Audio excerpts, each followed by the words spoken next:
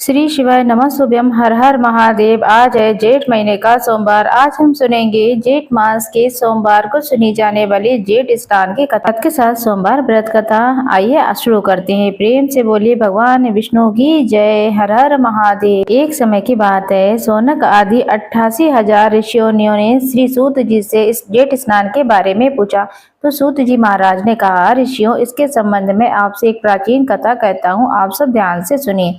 प्राचीन काल की बात है, एक देश में वसुसेन नाम का एक राजा राज्य करता था। दीर्घ काल तक राजा राज्य करके पुत्र पौत्र का सुख देखकर समय आने पर मृत्यु को प्राप्त हो गया था। मंत्रियों ने उसके पुत्र सत्यसेन को राजपद पर बैठा दिया। सत्यसेन शौर्य और उदारता से संपन्न थे। राजा वसुसेन ने अपने जीवन में बहुत से दान पुण्य किए थे। उन्हीं के प्रभाव से वे दिव्य वस्त्रधारी और दिव्य रत्नों से परिभूषित होकर श्रेष्ठ विमान पर बैठकर स्वर्ग की ओर गए। लेकिन वहां जाने कर उन्हें भूख की पीड़ा से गिरे हुए अपने आप को प्राप्त किया। उनका चित्त प्यास से व्याकुल था और मुख में हर समय सूखा सा रहता था। इंद्र के पास जाकर उन्होंने अपनी समस्या को निवेदन किया और बोले, हे देवेंद्र, मुझे भूख प्यास दे रहे हैं, इसका क्या कारण है, बताइए। भूख से अत्यंत पीड़ित रहने वाले पुरुष को इस दिव्य आभूषण से, दिव्य वस्त्रों से, विमान आदि से भला क्या ही सुख मिल सकता है। तब इंद्रदेव ने कहा कि राजन, तुमने अपने जीवन काल में असंख्य दान किए, परंतु तुमने कभी भी अन्न और जल का दान नहीं किया। इस कारण तुम भूखे प्यासे रहते हो। जो इस लोक और परलोक में सनातन तृप्ति की इच्छा रखते हैं, उन्हें सदा ही दक्षिणा सहित अन्न और जल का दान करना चाहिए। अन्न और जल का दान न करने के कारण तुम्हें स्वर्ग में दिव्य विभूषणों से विभूषित होने पर भी भूख से पीड़ित और प्यास से प्यासा होना पड़ेगा। तब राजा ने कहा, हे देवराज, इसका कोई उपाय बताएं जिससे मेरा भूख और प्यास शांत हो जाए। इंद्रदेव बोले,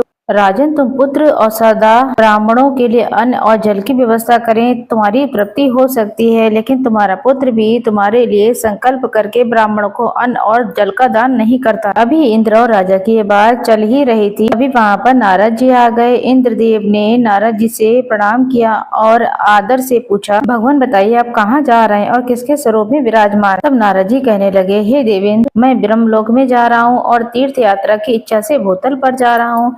तब राजा ने कहा, हे मुनि, अगर आप भूतल पर जा ही रहे हैं तो आप मुझ पर एक कृपा करें। पृथ्वी पर मेरा पुत्र सत्यसेन अनार्थ नामक राजा है, जाकर के उसे कहिए, तुम्हारे पिता को मैंने इंद्रलोक में देखा है, उनका शरीर भूख प्यास से पीड़ित हो रहा है, देवताओं में रहकर भी उनका चित्त अत्यंत दुखी और दीन रूप में है। तुम्हारे पिता ने तुम्हारे लिए एक संदेश भेजा है। उन्होंने कहा, यदि तुम मेरे पुत्र हो और मेरे सत्य की रक्षा के लिए प्रतिदिन ब्राह्मणों को मिष्ठान और जल का दान करो, तथास्तु कहकर नारद जी स्वर्गलोक का संतोष लेकर इंद्रलोक से विदा लेकर भूलोक की तरफ चल दिया।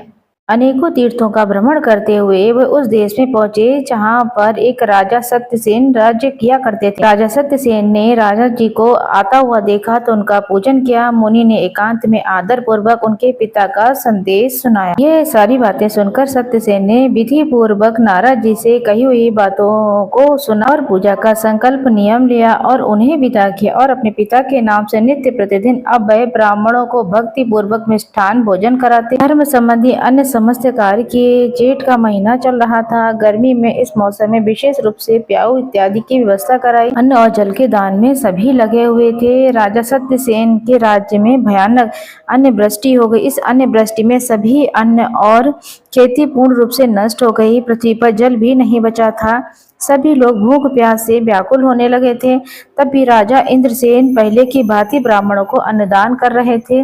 लेकिन जब अन्न समापन की ओर होने लगा तो ब्राह्मणों को अन्नदान न कर सके।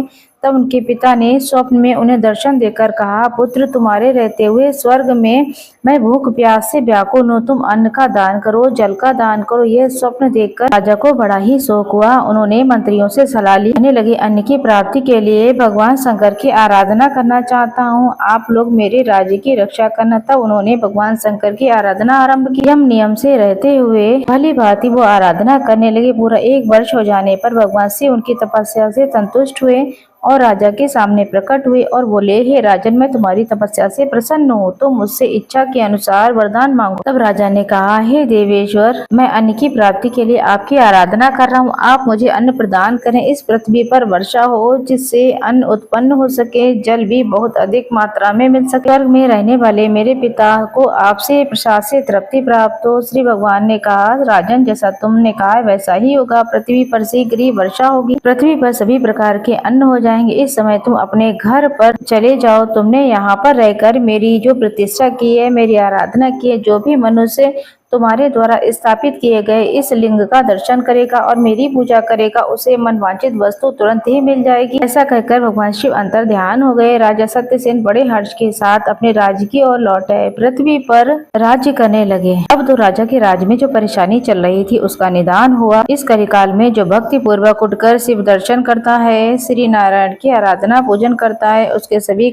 मनोकामनाएं पूर्ण हो जाती है। जो निष्काम भाव से उनका दर्शन करता है, देवादिदेव महादेव शिव शंभु लोक और परलोक में उसका सदा कल्याण करते हैं। प्रेम से बोलिए शिव शंभु भोलेनाथ की जय। प्राचीन काल की बात है, एक गांव में एक साहूकार रहता था। साहूकार बहुत अमीर था, उसके घर में बहुत धन दौलत थी, लेकिन उसकी कोई संतान नहीं थी। साहूकार इस बात को लेकर हमेशा ही चिंतित रहता था। वह साहूकार भगवान शिव का परम भक्त था और भगवान शिव को प्रसन्न करने के लिए हर सोमवार के व्रत किया करता था। व्रत के दौरान भगवान शिव और माता पार्वती की पूजा भी किया करता था। शाम को शिवलिंग पर दीपक लगाता था और साहूकार की पूजा अर्चना को देखकर माता पार्वती प्रसन्न हो गईं। उन्होंने कहा कि प्रभु, ये साहूकार आपका परम भक्त है, हर सोमवार को विधि विधान से आपका पूजन करता है। मुझे लगता है कि आपको उसकी मनोकामना पूरी कर देनी चाहिए। जब भगवान शिव ने माता पार्वती की यह बात सुनी तो वह ये कहने लगे, गौरा, ये संसार कर्म क्षेत्र है। जैसा किसान अपने खेत में बीज बोता है, वैसा ही फल प्राप्त करता है। इसी तरीके से शंकर जी ने हर व्यक्ति को कहा कि वह अपना अपना कर्म भोगता ही है। भगवान शिव ने कहा, गौरी, इसके कर्म के अनुसार इसके भाग्य में संतान सुख है ही नहीं। लेकिन पार्वती जी ने भोले भंडारी से दोबारा आग्रह किया। कहने लगी कि हे नाथ, आप जो चाहे कर सकते हैं, बिल्कुल वह सत्य होता है। मेरी ऐसी कामना है कि आपको अपने भक्त की मनोरथ को सिद्ध करना चाहिए। वह अगर आपका परम भक्त है, अगर आप अपने भक्तों की इच्छा पूर्ण नहीं करेंगे तो आपको कौन आपकी पूजा भक्ति और आराधना करेगा। तब पार्वती के बार बार आग्रह करने पर भगवान शिव ने कहा, यह साहूकार बहुत अधिक पुत्रवान बन सकता है, धनवान भी बन सकता है, हर स्वरूप में कार्य सिद्ध हो सकता है, परंतु संतान का सुख इसके जीवन में है ही नहीं।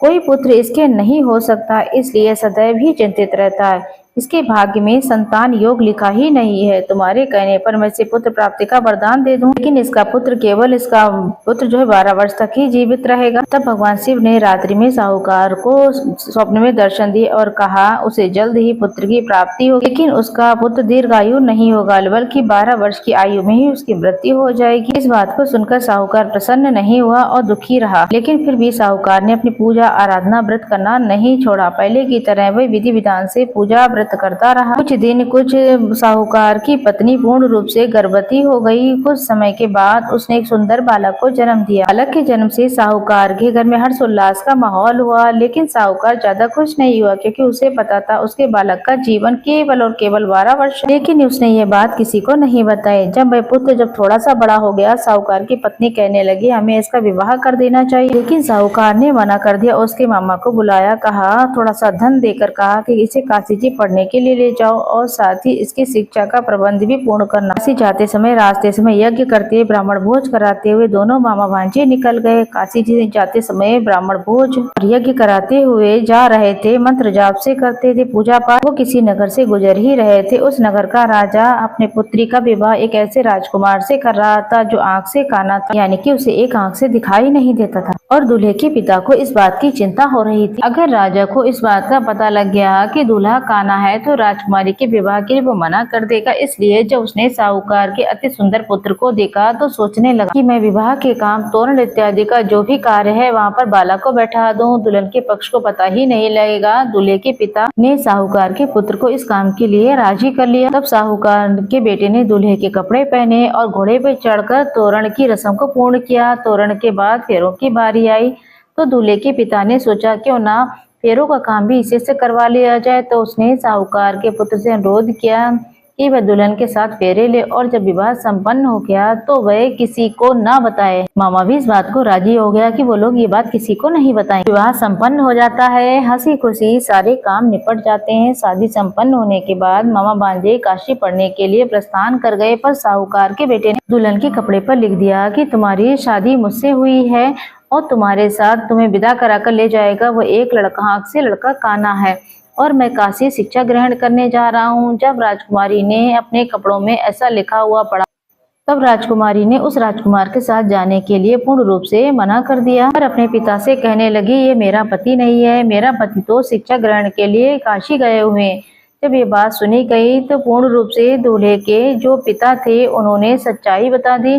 दुल्हन के पिता ने अपनी बेटी को भेजने से इनकार कर दिया। उधर मामा भांजे दोनों काशी पढ़ने गए। बालक शिक्षा ग्रहण करने लगा, मामा यज्ञ हवन इत्यादि करवाते। इस तरीके से कुछ दिन बीत गए। जब साहूकार का बेटा 12 वर्ष का हो गया तो एक दिन अपने मामा से कहने लगा, मामा आज मेरी कुछ तबीयत ठीक नहीं है, मुझे नींद आ रही है।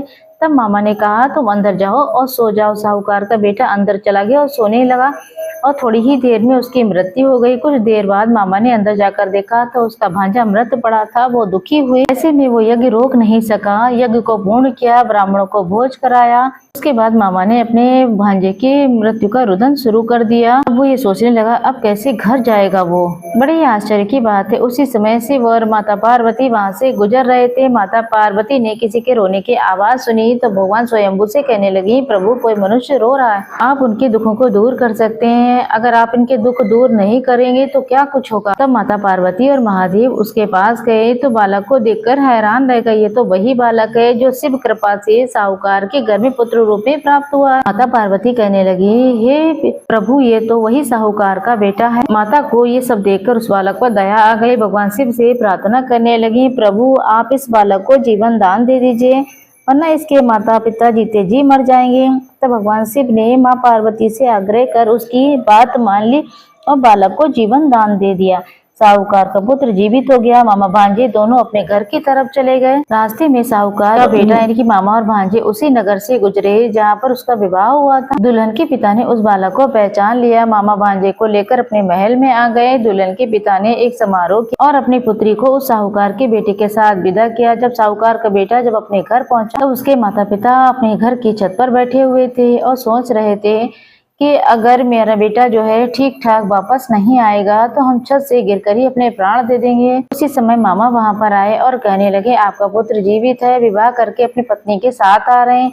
जब साहूकार और साहूकारनी ने अपने बालक को जीवित देखा तो वो बहुत खुश हुए और उनका बहुत ही अच्छा स्वागत किया। फिर साहूकार अपना जीवन खुशी खुशी व्यतीत करने लगा और परिवार में बहुत सारी खुशियां थी। हे भोलेनाथ, जैसे आपने साहूकार के परिवार में पुत्र दिया, उसके रोग हरे, उसकी मृत्यु का समाचार डाला और उसे दीर्घायु किया, उसी तरीके से जो इस कथा को सुने उन्हें संतान सुख देना, पति की लंबी आयु देना, धन देना, सौभाग्य देना और पति बच्चों का प्रेम बनाए रखना। तो बोलिए पार्वती मैया की जय, महादेव की जय, स्वयंभू की जय, हर हर महादेव।